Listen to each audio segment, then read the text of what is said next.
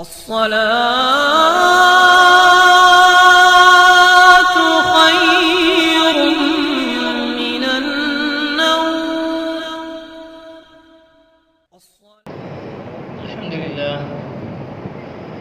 الحمد لله وحده والصلاة والسلام على من لا نبي بعده.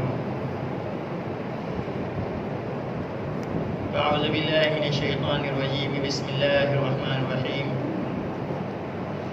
يا أيها الذين آمنوا اتقوا الله حق تقاته ولا تموتن إلا وأنتم مسلمون. وقال النبي صلى الله عليه وسلم: إذا تبايعتم بالعينة وأخذتم أذناب البقر ورضيتم بالزرع وتركتم الجهاد سلط الله عليكم ذلا لا ينزعه حتى ترجعوا إلى دينكم أو كما قال عليه الصلاة والسلام. میرے عزیز دوست بزرگوں، دنیا میں اللہ تعالیٰ ایمان والوں کو چند موقع دیتا رہتا ہے کہ جس کا فائدہ اٹھا کر انسان اپنی دنیا بھی بنائے اور اپنی آخرت بھی بنائے. اس حدیث کے الفاظ میں آتا ہے: ان فی ایام دہرکم لنفحات، ان فی ایام دہرکم لنفحات فتعرضوا لها ومن اصاب نفحة من ربه فلا یشقى بعده ابدا.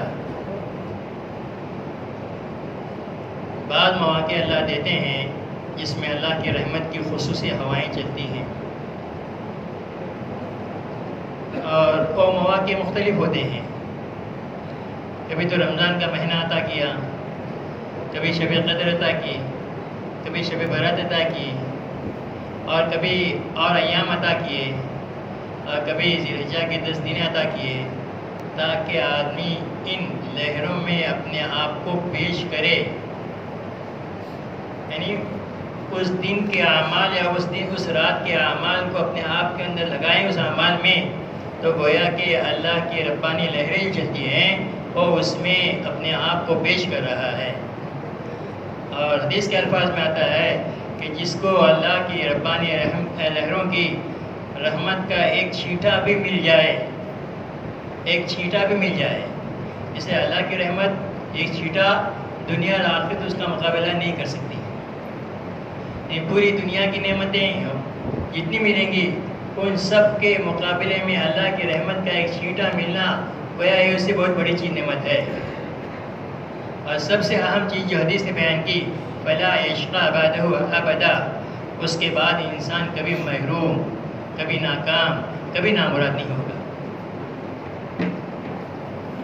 لہریں چلتی ہیں، ہر زمانے میں اللہ کی طرف سے خصوصی لہریں چلتی ہیں.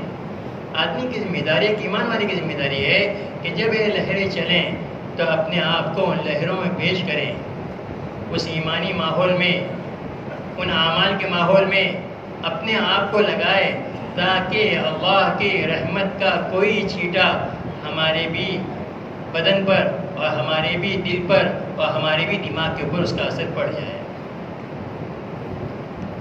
اس وجہ سے حضرت رحمۃ اللہ فرمایا کرتے تھے، جب آدمی اسباب کے یا چیزوں کے تذکرے کرے گا تو آہستہ آہستہ کفر اور شرک اس کے دل کے اندر گھر کرتا چلا جائے گا. اس کو پتہ بھی نہیں چلے گا. اس وجہ سے اجتماعات کا آنا ہو، اللہ والوں کا آنا ہو، ہمارے اپنی بستی میں، اپنی علاقے میں، یہ ہماری ذمہ داری ہے کہ ان کی قدر کرے. اس لیے حدیث کے الفاظ میں آتا ہے: کن عالما او متعلما او منتفعا او مستمعا به ولا تکن خامسا. چار چیزوں میں سے ایک چیز تو بن جاؤ، لیکن پانچویں چیز مت بننا. یا تو عالم بنو، یا کہ طالب علم بنو، یعنی علم حاصل کرو. اور کوئی آدمی علم کے حاصل کرنے سے موت تک مبرہ نہیں ہو سکتا ہے. ایک آدمی حضرت عبداللہ بن مبارک رحمۃ اللہ کو کسی نے پوچھا کہ حضرت کب تک علم حاصل کریں گے؟ آپ کے تو مجلس میں لاکھوں اور ہزاروں تلامذہ رہتے ہیں اور شاگرد رہتے ہیں، بولے الا ان ترونی حتی نموت، موت تک مجھے علم حاصل کرنا ہی ہے، موت تک مجھے علم حاصل کرنا ہی ہے۔ یا تو طالب علم بنو یا تو عالم بنو۔ عالم بننے کا مطلب یہ ہے تاکہ دوسروں کو سکھانے والا بنے یا خود سیکھنے والا بنے، منتفعاً و مستمیعاً، یا ہے کہ اس علم سے نفع حاصل کرنے والا بنو اور اس کو صحیح طریقے سے سننے والا بنو، اور محباً، یا کہ اس علم کی قدر اس کے دل میں ہو۔ ولا تکن خامسہ، کسی نے پوچھا حضرت خامسہ کون ہے، پانچواں کون؟ فرمایا کہ علم اور علماء سے نفرت نہ ہو، علم اور علماء سے نفرت نہ ہو۔ تشریح میں علماء کرام نے لکھا ہے حدیث کی تشریح میں کہ علماء کا گوشت بہت زہریلا رہتا ہے، اور غیبت کرنے والا گویا اپنے بھائی کے گوشت کو کھاتا ہے۔ جسے قرآن نے فرمایا کیا تم اس بات کو پسند کرتے ہو کہ اپنے مردہ بھائی کا گوشت کھاؤ؟ یعنی کیا مطلب ہے؟ تم نے اس کی غیبت کی، گویا اس کا گوشت کھایا۔ فرماتے ہیں کہ علماء کا گوشت بہت زہریلا رہتا ہے، آدمی کے دل کے اوپر فوراً اثر کر دیتا ہے، جیسے زہر کے پینے کی وجہ سے انسان کے بدن کے اوپر اثر آتا ہے، ایسے ہی علماء کے خلاف کرنے والوں کے دلوں پر فوراً اس کا اثر پڑتا ہے۔ لا تکن خامسہ، چار چیزوں میں سے ایک چیز کوئی بن سکتے ہیں، پانچویں چیز نہ بنے۔ یہ مواقع آتے ہیں، کبھی اللہ والوں کا آنا، کبھی اجتماعات کا ہونا، کبھی شب قدر کا ملنا، کبھی شب برات کا ملنا، کبھی ذی الحجہ کے 9 راتوں کا 10 راتوں کا ملنا، اور کبھی رمضان مبارک کا مبارک مہینہ ملنا۔ یہ سب اللہ کی طرف سے ربانی لہریں ہیں۔ اس سے ان لہروں میں اعمال کے ذریعے اور ان لہروں میں مذاکروں کے ذریعے اور ان لہروں میں اللہ کی بول کر کے اپنے آپ کو اس کے تابع کر لیں۔ اس لیے کہ مولانا الیاس رحمۃ اللہ فرمایا کرتے تھے، آدمی جب صبح سے شام تک اسباب کو بولتا ہے تو اسباب کا یقین اس کے دل میں گھر کر جاتا ہے، اور جب آدمی اللہ کی طاقت کو، اللہ کی قدرت کو بولنا چھوڑ دیتا ہے اور اس کی محنت کو کم کرتا ہے، تو مولانا الیاس رحمۃ اللہ فرمایا کرتے تھے کہ 4 قسم کے ارتداد میں امت مبتلا ہو جائے گی۔ 4 قسم کے ارتداد سمجھتے ہیں؟ یعنی گویا ایمان سے نکلنے کے راستے پر ارتداد، ردت مبتلا ہو جائے گی۔ سب سے پہلی ارتداد جو امت میں پیدا ہوگی وہ معاشرتی ارتداد ہے۔ رہنے سہنے میں، کھانے پینے میں، شادی بیاہ میں اس کو غیر کے طریقے پسند ہوں گے، اپنے طریقے پسند نہیں ہوں گے۔ اس میں اللہ ہم سب کو ضرور کو معاف فرمائے، ہم سب مبتلا ہیں۔ اللہ ماشاء اللہ اللہ جس کو توفیق دے۔ بہت سارے لوگ ہیں، ہم کسی کے بارے میں کیسے کہہ سکتے ہیں کہ یہ اچھا ہے کہ یہ خراب ہے؟ نہ ہمارے پاس فتوے کا کوئی اسٹامپ ہے اور نہ ہمارے پاس کوئی ریکارڈ ہے، ہم کسی کے بارے میں نہیں کہہ سکتے ہیں۔ ایک بات طے ہے، ہاں اپنے آپ کو ضرور بول سکتے ہیں کہ میں خراب ہوں، گاؤں خراب ہے، فلاں خراب ہے، یہ خراب ہے، میں اپنی ذات سے نہیں بول سکتا ہوں۔ اس لیے کہ حدیث کے الفاظ میں آتا ہے من قال اهلك الناس فهو اهلكهم، جو کہے کہ لوگ ہلاک ہو گئے، یعنی لوگ خراب ہو گئے ہیں، اب برباد ہو جائیں گے، تو میں سب سے زیادہ برباد ہونے والا یہ انسان ہے جو دوسروں کے بارے میں فیصلے کرتا ہے کہ لوگ برباد ہو گئے۔ تو سب سے پہلے جو ارتداد پیش آئے گا وہ معاشرتی ارتداد ہے۔ دوسرا ارتداد جو آئے گا وہ انسان کی ذہنی ارتداد پیدا ہوگا، ذہنی ارتداد۔ ایک طرف اللہ کا حکم ہے اور ایک طرف کاروبار کا تقاضا ہے۔ کاروبار کہتا ہے نماز چھوڑو، اللہ کا حکم کہتا ہے نماز پڑھو، ابھی کس کو ترجیح دیتا ہے؟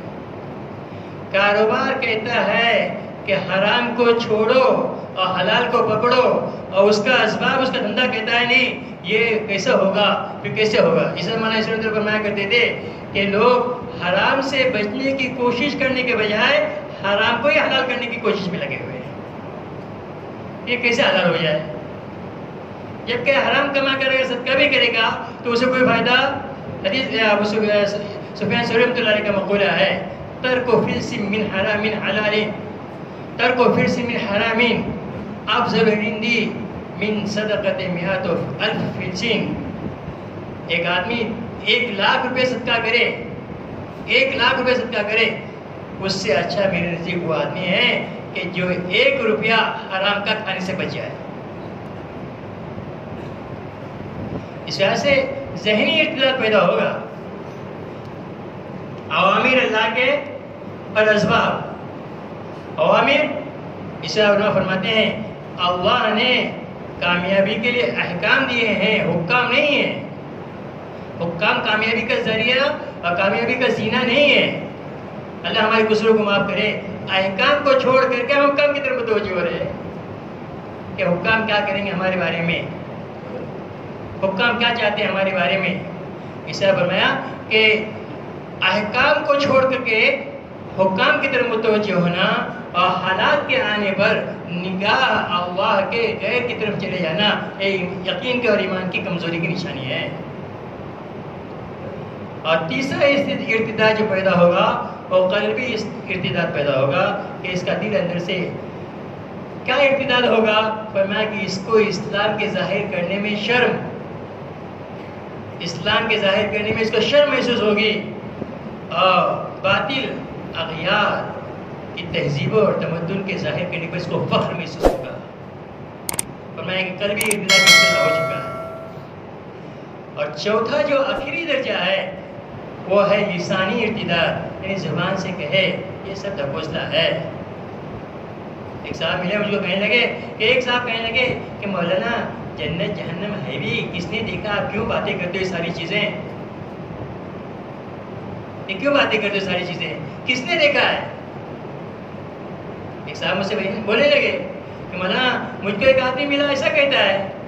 اس کی وجہ کیا ہے کہ ہم نے اپنے دین کے اوپر محنت کرنا چھوڑ دی ہے، اس کے نتیجے میں اس کو یقین ہی نہیں ہے کہ جنت جہنم ہے بھی کہ نہیں ہے.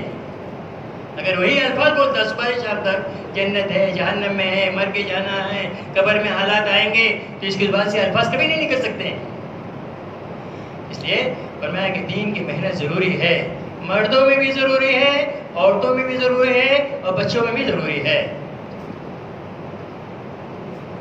اس وجہ سے آج چاہا جا رہا ہے پوری دنیا کے اندر کہ ہمارے اپنے گھروں میں تعلیم زندہ ہو تاکہ گھروں میں اعمال کا ماحول قائم ہو. صبح سے شام تک گھروں میں اسباب اور چیزوں کا ماحول ہے. تذکرے وہ دنیا اور چیزوں کے ہیں، آخرت کے، قبر کے، ایمانیات کے ہمارے گھروں میں تذکرے نہیں ہیں. گھر خالی ہے. اور اللہ ہمارے قصوروں کو معاف فرمائے، اللہ میری بھی حفاظت فرمائے اس جوال اور دجال سے، اس موبائل سے.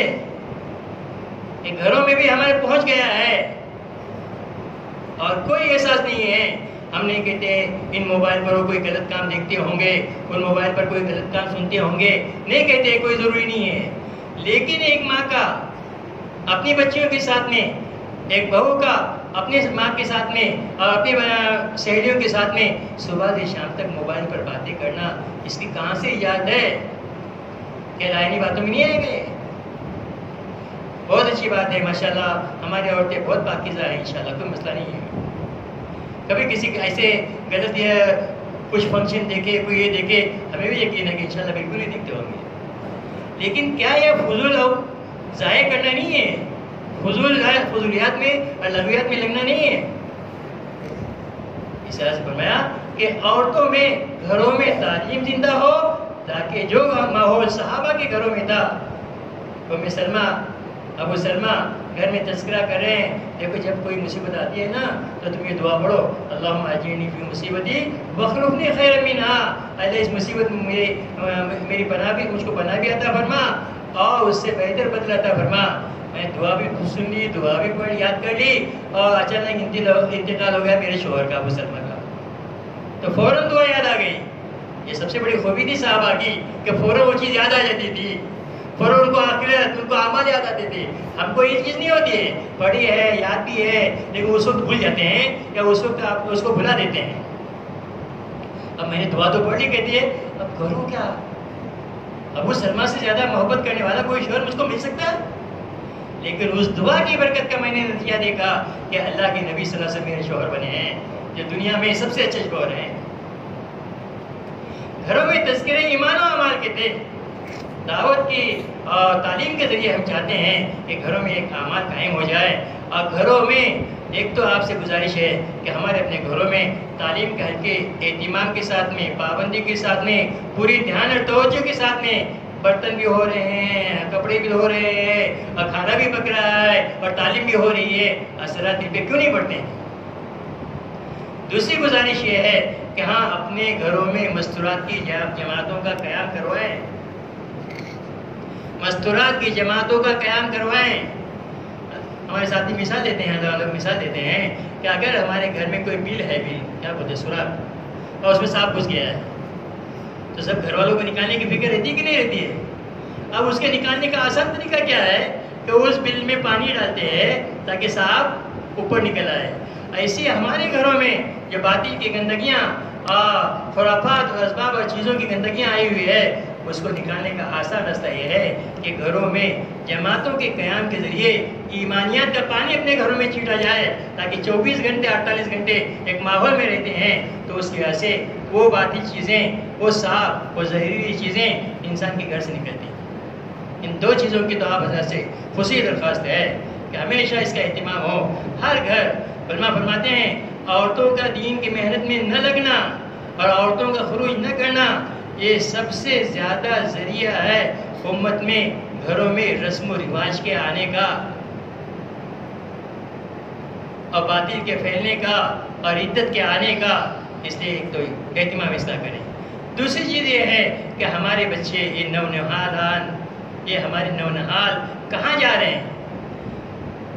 حضرت علیہ السلام فرمایا کرتے تھے کہ ہم ان کو اسکولوں میں داخل کر کے غیروں کے حوالے کر رہے ہیں کہ چاہے جسے اس کو مورو۔ اب اگر ان بچوں کا ذہن داعیانہ نہیں بنا تو یہ بھی وہی بولتے رہیں گے، اور ایک بچے کا ذہن داعیانہ بنتا ہے، گھر میں تعلیم ہوتی ہے، اعمال ہوتے ہیں، اسکولوں میں مذاکرے ہوتے ہیں، کالجوں میں مذاکرے ہوتے ہیں، تو احساس پیدا ہوتا ہے۔ اب جب بچہ داعی بنتا ہے، دعوت دینے والا بنتا ہے، ایک فائدہ یہ ہے کہ گویا اس کو تیرنا آ گیا ہے، اور تیرنے والا تالاب میں ڈوبنے سے تو خود بچتا ہے اور ڈوبنے والوں کو بھی بچاتا ہے۔ اس طرح سے یہ چھٹیاں آتی ہیں، یہ چھٹیاں آتی ہیں، اوقات کہاں لگیں گے؟ والدین کو بھی اس کا احساس نہیں ہے۔ ہزاروں بچے ہمارے پڑھتے ہیں، اگر ان کے اوقات صحیح نہیں لگے تو نہ جانے کہاں اور کس رونے کا رلانے کا سبب ہم کو بنے گا ہم کو پتہ نہیں چل سکتا ہے۔ ایک گزارش یہ ہے، ابھی ماشاءاللہ دیکھو چھٹیاں آ رہی ہیں دیوالی کی، آپ حضرت سے گزارش یہ ہے کہ اپنے اپنے گھروں کی ترتیب بنائیں کہ میرا بچہ ہے 10ویں کے بعد کا، 10ویں کا، 11ویں کا، 12ویں کا، 13ویں کا، 14ویں کا، ان کو اللہ کے راستے میں بھیجنے کی فکر کریں تاکہ ان کی ذہنیت داعیانہ بنے، تو خود بھی بچیں گے اس گندے ماحول سے اور خود کو بچا کر کے دوسروں کو بھی بچانے کی فکر کریں گے۔